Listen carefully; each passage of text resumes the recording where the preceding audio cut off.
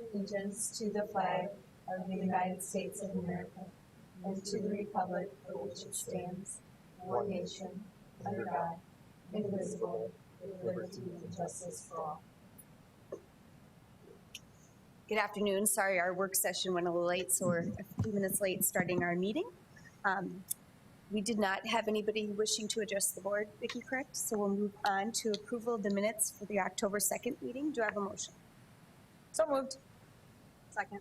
I have a motion and a second. All those in favor of approving the minutes of October 2nd signify by saying aye. Aye. Opposed, same sign. Motion carries. Moving on to approval of the agenda. Do I have a motion for approval of the agenda? So moved. Second. I have a motion from Board Member Tolke and a second from Board Member Parker. All those in favor of approval of agenda signify by saying aye. Aye. Opposed, same sign. Motion carries. No new conflicts of interest. Move to the 7A, B, and C, approval of the consent agenda. So moved. Second. Motion by Board Member Ryder, second by Board Member Tolke. All those in favor of approval of consent agenda, items 7A through C, signify by saying aye. Aye. Opposed, same sign. Motion carries. Now to the reports of the President. First, I'd like to acknowledge the award announcement, or your notification that STI was made the Aspen list for this year. So congratulations. Yeah, thank you. You and your team. President Mickelson, board members, good afternoon. I just want to do a quick introduction for our first presenter, Scott Delores, and he's the Deputy Director of the South Dakota State Board of Technical Education. And so Scott does a number of jobs at the state level very, very well, but a lot of it is in data and research and helping us make our case in terms of the investment of the state's resources and that return on investment. And one of the big projects he was involved with this past summer was in relation to, I think, a very important topic related to dual credit in the investment that the state makes in our students in dual credit. So he has some very interesting findings, and with that, we asked him to come in this afternoon. He drove through some bad weather to get here, so I want to especially say thank you for his effort. Scott? Well, thank you, President Griggs. Madam Chairperson, thank you for the opportunity to be here and talk a little bit about dual enrollment. As President Griggs said, my name is Scott Delores, and I work with the South Dakota Board of Technical Education as Deputy Director. So we're partners in this shared governance model. That's kind of how we articulate it as, right? Kind of the stool in which leadership to the technical institutes exists. And on behalf of the board, we're really grateful for your partnership along the way. So President Griggs reached out and asked us to deliver a kind of an executive summary of a report that our office recently published called Accelerating Opportunity. And it's entirely centered on dual enrollment because we believe that dual enrollment does exactly that, right? It accelerates the opportunity for students both to post-secondary education, but also through. And the data in this report really affirm that. So I'm going to spend some time walking through that. But before I do, I just want to maybe contextualize this a little bit. I'm a former high school speech and debate teacher. And as a former teacher, I worked with dual enrollment, right? I had students in my classrooms, and I didn't necessarily teach dual enrollment, but we interacted with them. And I never thought I would be kind of on this level now, analyzing dual enrollment, but from a teacher's perspective, it has incredible value. And not only from a state perspective, but from an economic and workforce development, dual enrollment really does serve as an engine. So we're grateful for the opportunity to talk about it. Just a quick overview of some of the pieces that we're going to walk through. First is student spotlight. So I have a couple of students that I want to introduce you to that are Sioux Falls School District students. So they're current students here within your district that are engaging in dual enrollment opportunities. Some findings from the study. I promise this is not a dissertation. I'll try to make it as enjoyable as possible. And then 3, just some recommendations moving forward. So again, these are real Sioux Falls School District students. And I've de-identified them, and they have generic names, but Jane's a current Avera Academy student, and she's actually been accepted to Southeast Tech into the diagnostic medical sonography program. So we're glad and really grateful she's going to join our system. She's currently taking 4 dual credit courses. The first one is medical language, pathways to the future with Avera, speech, and college algebra. So she's got a robust load, but she's doing everything right. Again, we're going to circle back to that as well. And you likely know this, but Avera Academy gives students a chance every Friday to shadow different career opportunities. So some great career information and exposure. And then lastly, we see dual enrollment, effects of dual enrollment also kind of bleeding into students' work-based learning experiences. And we know for students' development that that's a critical piece, that they're actually on the ground and they're engaging in actual quote-unquote work. So Jane had the opportunity to be employed with Avera over the summer. So again, that's a great pathway into a career. The next student is John. John was in the construction pre-apprenticeship program for the last 2 summers. So the first year covers some basic construction, and then the second year gets in a little bit more advanced into the residential. He's received 10 credits toward his Construction Management Associates of Applied Science, and that's 1/6 of his entire degree, right? So that may not seem like a lot, but again, it's 1/6 of an entire associate's degree. And the cool part is that either the contractors or the Associated General Contractors of South Dakota pay for students to engage in those opportunities. And that's really critical when we think about the demographic characteristics and the socioeconomic status of students who are engaging in dual enrollment. Again, we're going to come back to that. And in addition to those technical education, he's also engaging in general education. So he enrolled in social problems, which is a sociology class. Again, kind of a beautiful medley of courses. And again, we're going to continue to walk through, and I've purposely selected these because we think that they're model students and really a framework for us as students are engaging in dual enrollment. All right, so we'll jump into some findings from the study. And here's what all the national literature around post-secondary retention and progression and completion really support. And if students finish their first year with less than 20 credits, it's a serious drag on completion. And this is research out of the U.S. Department of Education. It's perhaps the most cited research as we think about pathways to degree completion. It's called the Toolbox Revisited by Dr. Adelman, again, kind of a seminal work. And the conclusions of that research really affirm this really beautiful quote: 6 is good, 9 is better, and 12 is almost a guarantee of momentum, right? Momentum is at a moment. So we see these like 6 is good, 9 is great, and 12 almost guarantees a pathway into that next step. So that really framed this analysis as we were working through it. So I want to start with kind of the basics. Dual enrollments, dual credit, dual enrollment, dual credits often referred to in various terms, so I thought I would start with some definitions. So the first one is, what is dual enrollment, right? Dual enrollment is essentially when high school students are engaging in college-level coursework as a secondary student, right? So they've got a foot in both lanes. They're both engaging in their high school curricula, but they're also engaging in that post-secondary curricula. In most, but not all districts, the credit is accepted for both their high school credits, right? So if I'm taking college algebra, it's counting toward my 4th credit for math alongside of the college credit. So we really recommend that if the districts across the state, that's a local decision whether they do that. The model of dual enrollment works best when students are earning both credits, right? Both their high school and the post-secondary credit. So that's a high recommendation. When I use the term dual enrollment, I'm referring to both dual credit and concurrent credit. So in South Dakota, and these, like all things, we like to fiddle with things.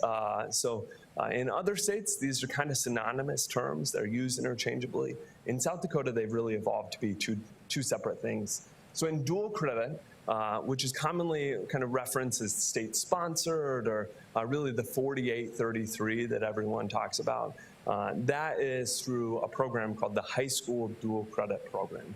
And the High School Dual Credit Program is generally taught by a post-secondary technical institute or university faculty member, and the curricula is supervised by the post-secondary institution. So generally, these students are attending a campus, or they're taking it online. So who's eligible? Students grades 11 and 12.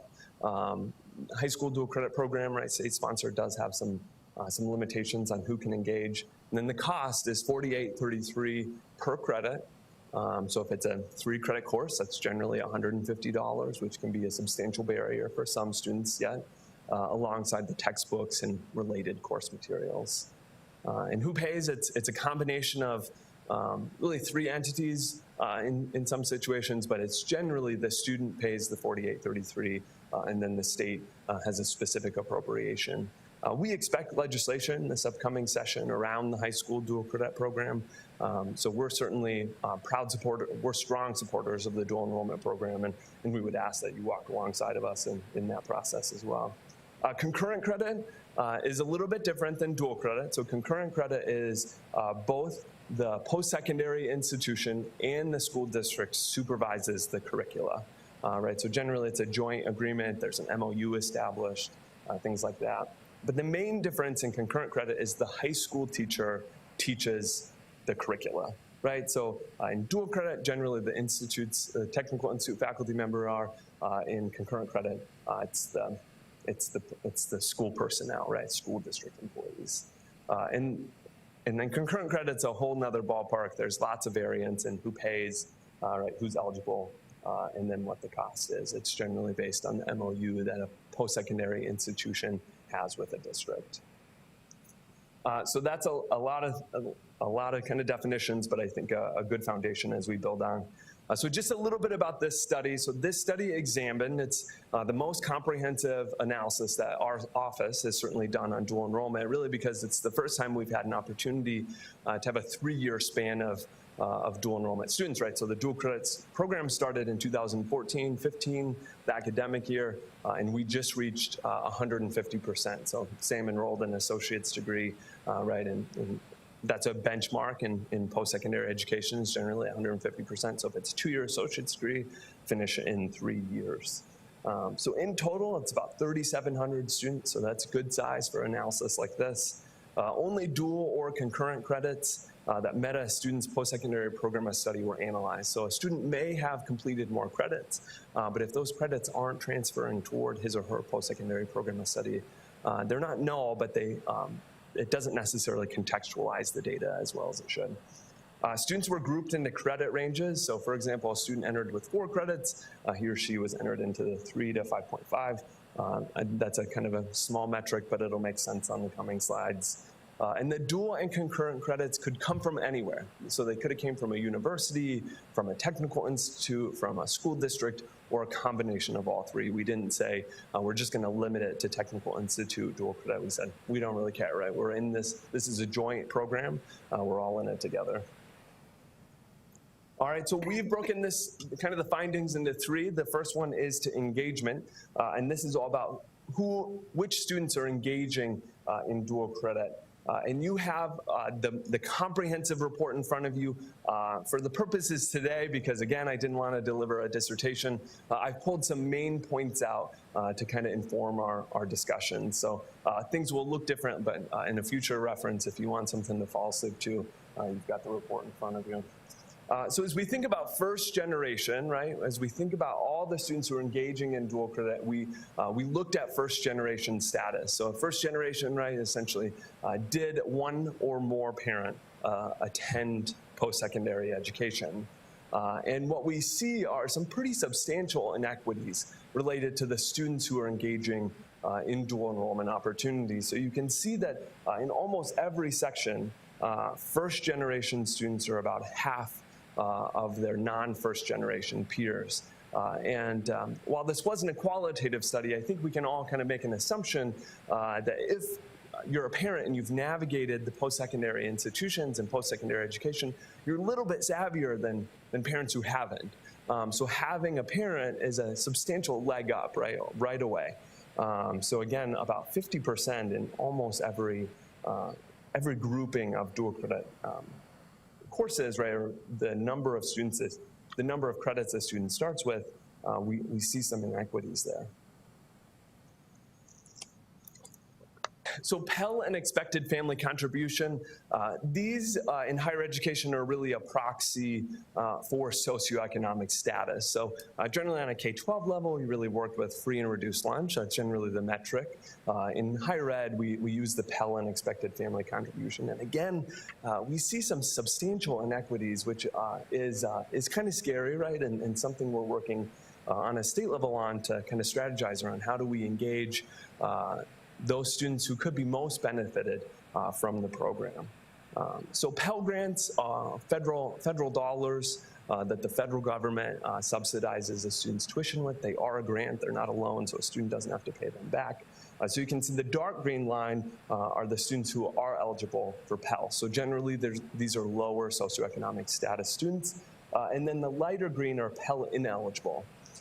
And we see some stark differences when we get to the expected family contribution. So the expected family contribution is, it's got a really complicated calculation methodology that the federal government uses, but expected family contribution is how much the federal government thinks that a family could contribute toward post-secondary education. So I've highlighted just one example, and it's kind of hard to see, but if we look at the credit range, so students who are matriculate or starting college with 3 to 5.5 credits.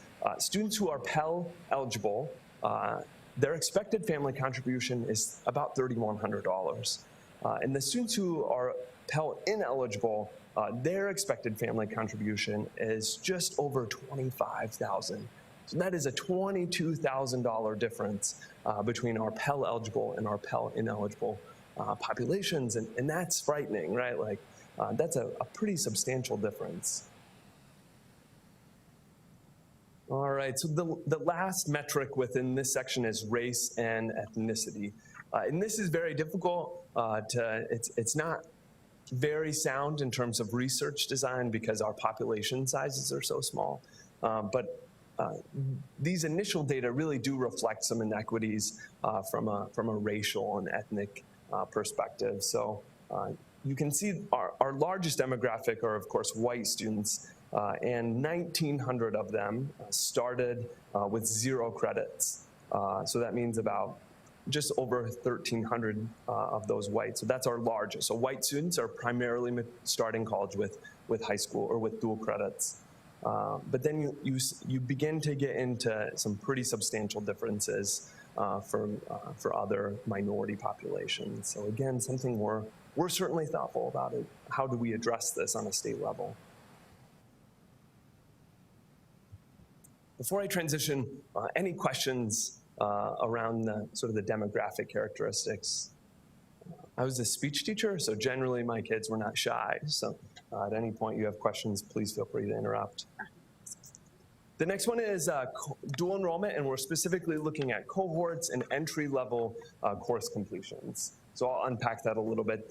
So we took sort of a 3-year lens, and you can see the cohort is broken up, the number of students, the total of credits that they matriculated with, and then we did an average of that. So we see an increase as students navigate, right, as the high school dual credit program really gains its legs. We're seeing that more students are engaging in dual credit, but we're also seeing them start college with more credit, so that's a good sign. We started in 2015 with about 2.18. And then 2017, fall 2017, we're at 2.75. So that's a 0.5 increase, and that doesn't sound like a lot, but can be a pretty substantial difference at the grant on a systems level. So cohorts, year and credit ranges, you can see that for the most part, students, we see increases in every single one of those credit ranges. But we also see, so while we see students are matriculating with more, except for N1, we're also seeing more students who are matriculating with 0 credits. And we're assuming that as institutions, right, we see a lower socioeconomic status students, Pell eligible, minority populations are engaging, right? And that's really kind of how we're thinking. We've got to do a little bit more analysis on why that population is growing as well. So If I lived in a utopia, all students would graduate with 12 credits. 6 of those credits would be their gateway, their entry-level math and English. Those are substantial barriers for some students. And then 6 credits in technical education or career in technical education.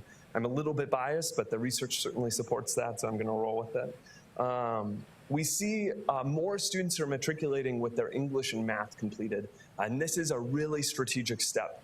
From not only districts, but also from the student's perspective, because we see that their retention rates are higher, their completion rates are higher. So if you can get those entry-level math and English courses done when you're in a secondary environment, it's going to pay its dividends in the post-secondary environment. We don't dive into this, but there's additional data in that report about crosswalks the math and English completions with completion rates, and that's some pretty interesting data.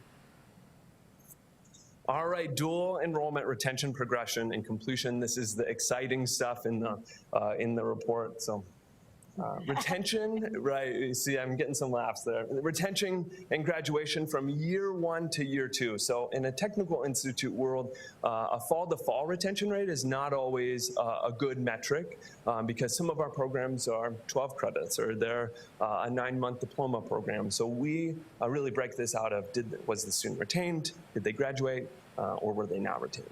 So you can see some good progress. So in the very left of this chart, you'll see students who are starting with 0 credits. And we see that 51% are retained, 16 are graduated, 16% of that population is graduated, and 33% were not retained. So that doesn't necessarily mean that they stopped post-secondary education. It just means that they didn't necessarily continue on at the same institution that they had started with. So progression and so credit accumulation is essentially you're accumulating credits as you go, right? So what we know is if students end that first year with less than 20 credits, it's a substantial barrier, it's a drag on completion. But what I like about this, right, is even after you factor, you look at the students, the credit range of 0, and you look at their average credits completed at year 1, it's 28. But then you look at our lowest number of credits, right? The 0.5 to 2.5, you see that they're completing 35. So that's 7 additional credits. So it far outweighs, right? The benefits of dual enrollment far outweigh just the actual credits. And of course, you get into completing more credits later, but that's just such a start. It's 7 more credits on average. So completion time to degree, 100%. So 100% is an education vernacular, right, post-secondary ed. So if it's a 2-year associate's degree, they're completing it in 2 years. So you, again, can kind of see some substantial differences. So students who started with 0 credits had a 53% graduation rate within 100%. But then you jump over to students who started college with 9 to 11.5 credits, and their graduation rate at 100%, 79%. So that is a 26% difference. That's 1 in 4, right? That's a big number, a big difference there. We see this continue with time to degree in 150%. So again, a 2-year associate's degree in 3 years. The same holds true, right? Students who started with 0 credits completed 59% of those students, and then 81% of the students who started with 9 to 11.5 credits. Of course, student loans are a major barrier for some students, right? But we also see, we looked at all the students who graduated, who completed their degrees, and we can see some pretty substantial dividends here as well, right? So students who, the 0.5 to 2.5, I'm kind of curious on why there's a spike there, but you see just a substantial drop after that, right? So students are saving on student loans. And as someone who's paying off a few of those, I can appreciate that of this program too. So I'll sum it up, the 3 takeaways. While more students are starting post-secondary education with more credits, substantial inequities exist, specifically first generation, low socioeconomic status, and racial and ethnic minorities that were less likely to bring credits in when they started an institution. And even the slightest number of dual credits or dual enrollment credits creates momentum both into and then through post-secondary education. They're completing more credits, they're retained at much higher rates, and they complete at much higher rates. So I would recommend really kind of the diving deep into who those students are. And of course, students who started with more than 3 credits finished with fewer student loans. And of course, recommendations, all bureaucrats love giving other people recommendations. I've tried to make these as tangible as possible. But the first one is, of course, I've kind of jumped on this equity bandwagon because I think it's the only way, right, to really move a program like this forward. Examine which students are engaging in dual enrollment opportunities to first identify and then address inequities. And a great way to do this is to look at your free and reduced lunch, and then to look at the students who are engaging in dual enrollment and then compare the two. That's usually a good proxy, right? So examine which students are engaging. The second one is to incentivize teachers' pursuit of graduate work in their respective content areas. So the Higher Learning Commission is the technical institutes and the public universities accrediting body, and HLC has specific instructor qualifications. So not anyone can teach dual or concurrent credits. There's specific policies that HLC has, and the folks at that table are far more expert in that area than I am. But generally, the requirement is a master's degree in the content area or a master's degree in any area, plus 18 graduate credits in their specific content area. So lots of students, or lots of teachers, have a curriculum and instruction master's degree, for example. So that is still applicable. They just have to pursue the 18 graduate credits in their content area. So if I'm a math teacher, I'm pursuing 18 graduate credits in math. And recommendation 3 is something, right, like my undergrad's liberal arts. I was a speech and debate teacher, right? I taught literature. I didn't necessarily know when I was an English teacher that I would come around, but the data are just so compelling to this fact, right? Pursue integrated general education and career and technical education, 9 through 14 and beyond pathways comprised of about 6 to 12 or more dual or concurrent credits, right? Those are good starting points for students' pathways, both to and through post-secondary education. And the criticalness of general education and career and technical education is important, right? Because we hear soft skills all the time, right? And we generally assume soft skills with liberal arts. But the career and technical education really affirms a student's pathway, or it doesn't, right? So say a student they dip their toes into the water here and they say, oh man, I'm just not into health sciences, and they pivot. That's still a step in the right direction, right? We'd rather have them find out in a dual enrollment course than actually matriculating in a post-secondary institution. So 9 through 14 and beyond, 6 to 12 credits. So with that, I'll conclude my dissertation. I don't know what my time is, but we got to maybe defense here. So yeah, what can... First of all, I can't speak for the entire board, but I'm sure I could say that we are huge fans of dual credit. And I was just thinking at the health sector breakfast, I had brought up the issue that we are aware of the study as well, and that are concerned because we see this as an opportunity for our students and for both entities, the Southeast Tech as well as the school district, to partner to provide opportunities for our students to do this. And I guess what I would ask from you and Nick and your team to help us, because when my husband served in the legislature, you have 300 bills and there's all these issues. If there could be a one-page summary that kind of just says, hits these Sure. key terms, brain drain. That's the one we always hear, brain drain in South Dakota. And how many of our students then stay in South Dakota and work or go to institution who do take these dual credits? Right. That might be an important factor that I think addresses that. And the other thought, you talked on the loan amounts dipping. A 3-credit college costs this much, 3 credits this costs this much. Just use that comparison, and then the average student loan is 20 years, so that difference, how much is that over 20 years?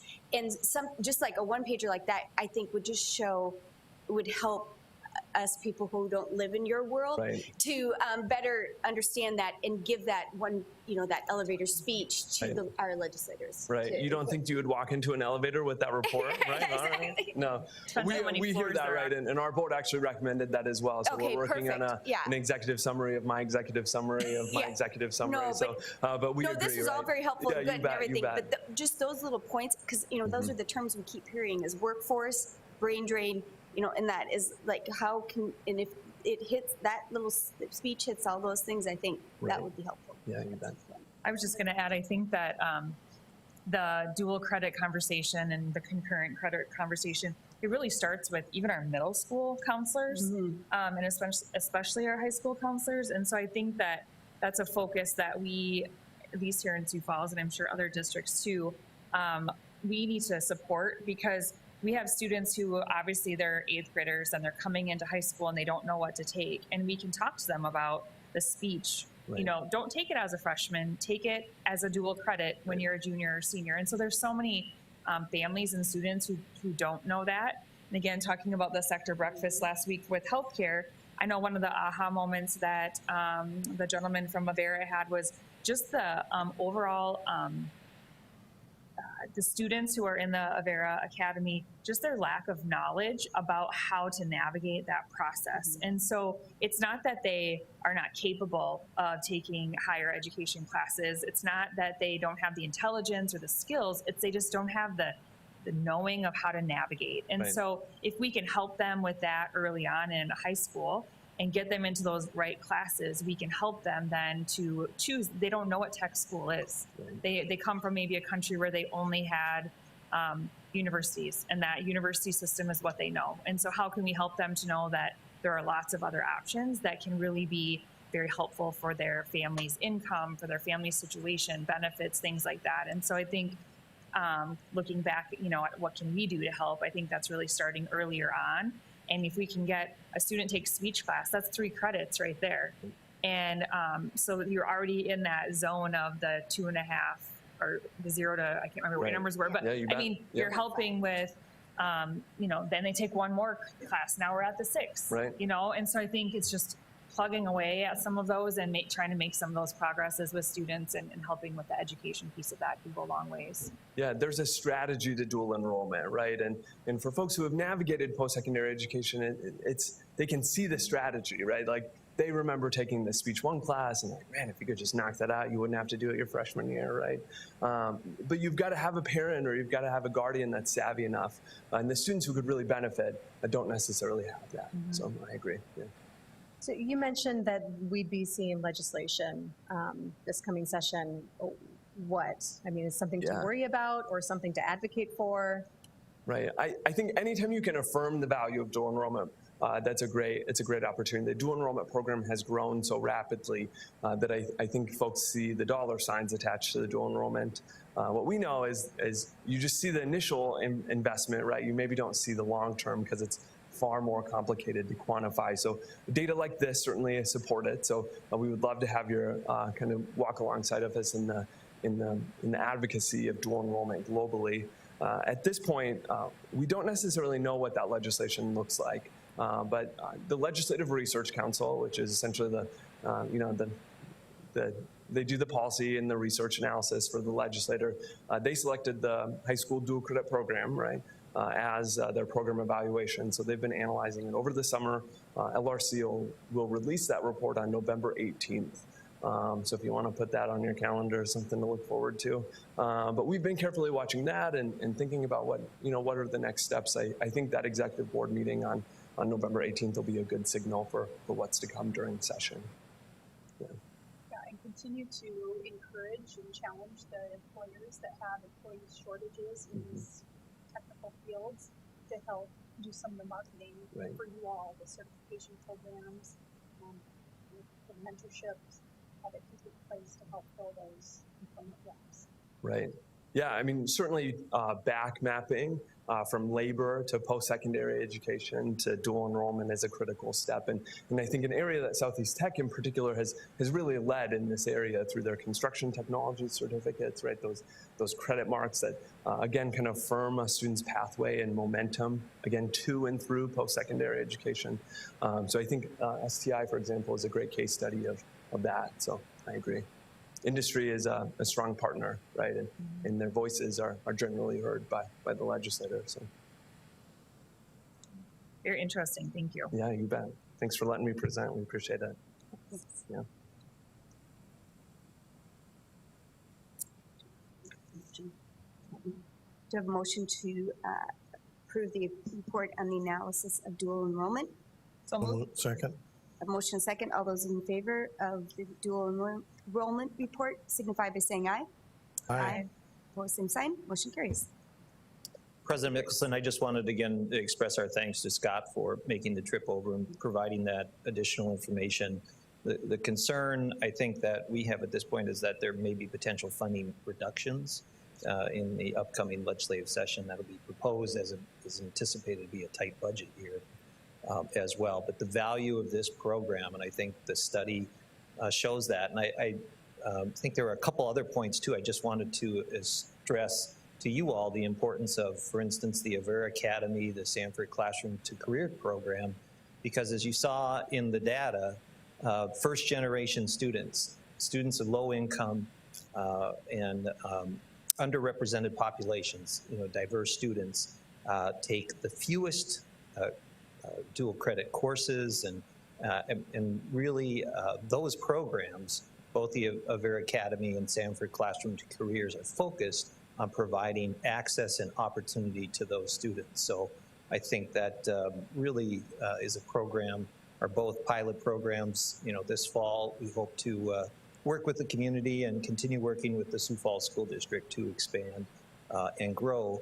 And just as a recap maybe on some of our totals, I know we talked about this at the last school board meeting, but last year I think at Southeast Tech 5% of our credit generation was dual credit based, and this fall it is 11%. So we are doing more dual credit, certainly with more strategic partnerships, and hopefully building those pathways for students again, not only from high school but on to 2-year and to 4-year educational opportunities. So again, thank you for the time and for allowing Scott an opportunity to present the findings. So Thank you.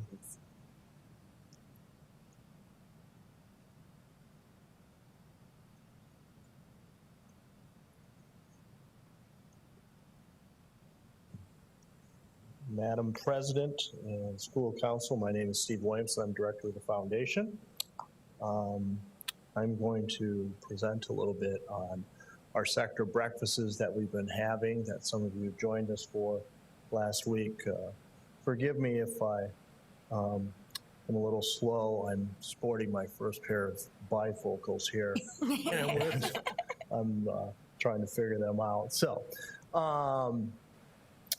the sector breakfasts kind of grew a few years ago. They were kind of the idea of, they were the idea of President Griggs and the exceptional leadership at Southeast Tech.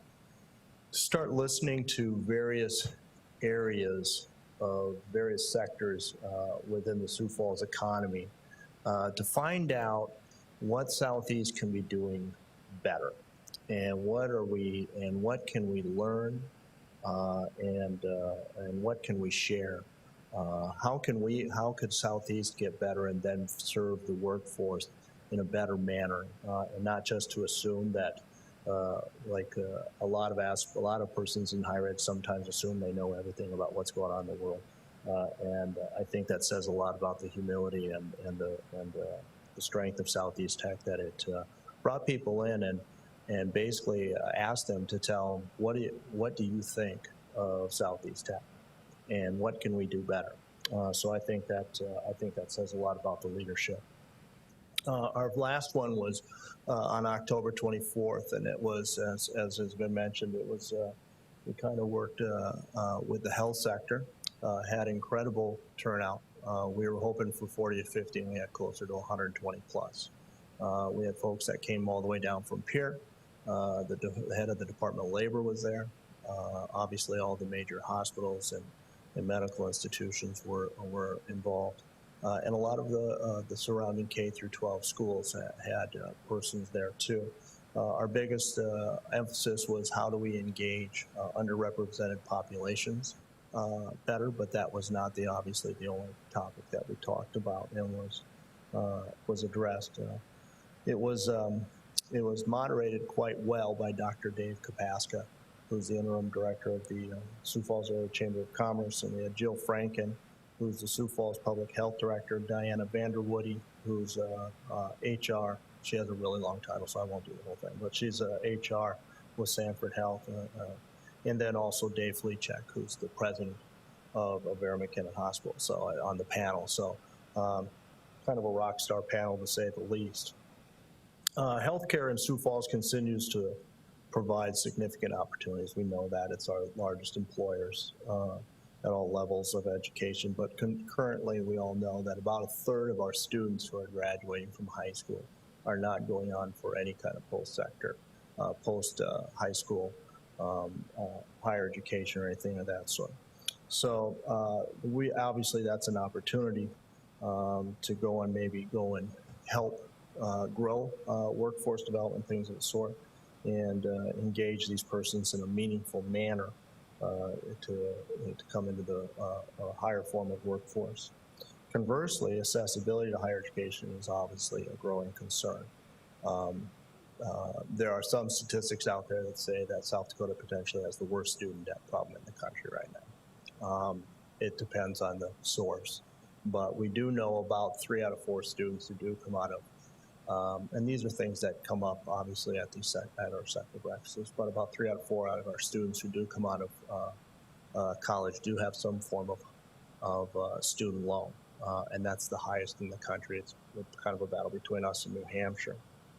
So meeting these challenges of accessibility to higher education, ELL services, English language learning services, mentoring, counseling, those type of things were definitely talked about as a concern at the health sector breakfast.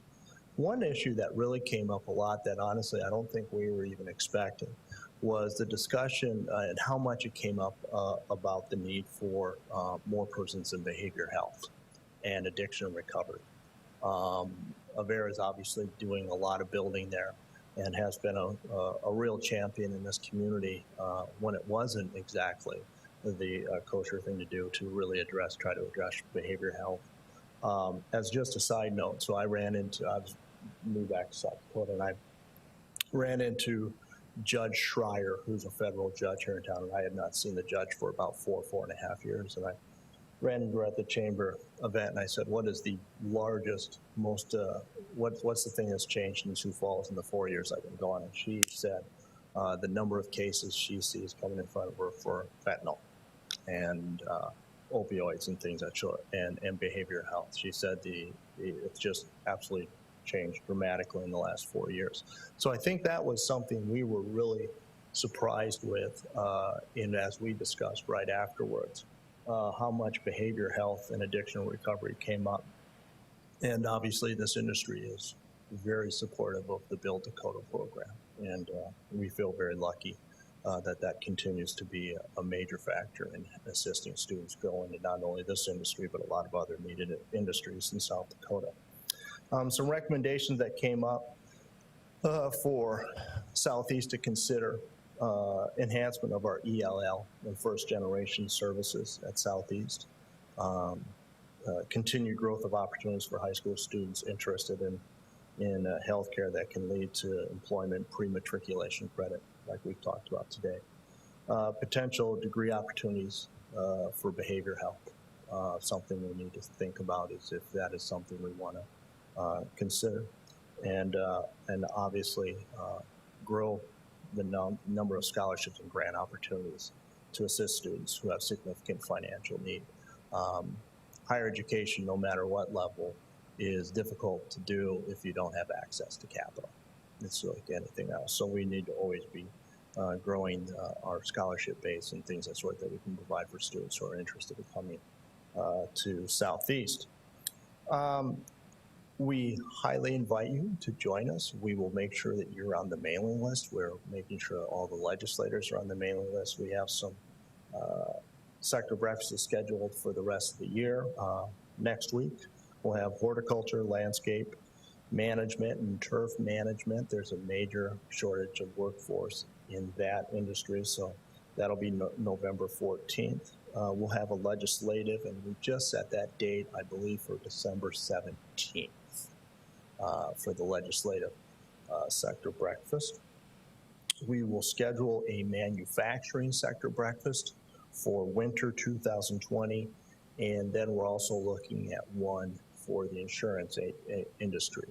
We've had some interest in that discussion of, I guess, what would be called the silver tsunami that is coming to the insurance industry, not only for your general folks at State Farm, but also your larger suppliers and the issues they're having in finding skilled workforce in the insurance agency. With that, if you have any questions, I'd be more than happy to answer them. Bye. Stephen, you're very scared when you see me asking a question. The legislative one, I think it'd be awesome if we would invite also, or if you guys would invite, like, you know, Dave Fleechek with the Avera Academy is so complimentary, and I mean, they really want the dual enrollment. They're very in favor of Diane and David Rosenblum, because I think, and Dana Dykehouse, with him being president of the Board of Tech. Mm-hmm. It would be awesome to have them all there with that little sheet we're going to get from Scott, putting the full court press on them. Okay. I agree with you. Yeah. We will definitely reach out to them in a personal manner to see if they would be able to join us that day. Thank you. And these are just great events that you all are putting on, and great way for us to, you guys to be responsive to what the community needs and wants are, and being able to change when those needs change. I think one of the things I've been most interested in that I've seen since coming to Southeast is the ability to be nimble, the ability to address issues when they come up in workforce. It's really been, actually, it's not only interesting, but it's quite fun to be a part of. And as of late, just getting to see you all in the news with the cell towers, building those in partnership with Vicor and getting that G5 out it's just a testament to your nimbleness. Thank you. Thank And you. we can thank the president and them on that. They did a great job, and that just really came around in the last year. So that's a real good example of just being nimble and addressing an opportunity that was needed here in Sioux Falls. Any other questions or comments? Thank you. All right, Steve. thank you. Thank you. Thank you. Do I have a motion to approve the sector breakfast up? So moved. Second. I have a motion and a second. All those in favor signify by saying aye. Aye. Opposed, same sign. Motion carries. Any other matters to come before the board? Seeing none, do I have a motion for adjournment? So moved. So moved. Second. Motion and second. All those approved signify by saying aye. Aye. Opposed, same Aye. sign. We are adjourned. Right. Did you show them that? Yeah. I'm so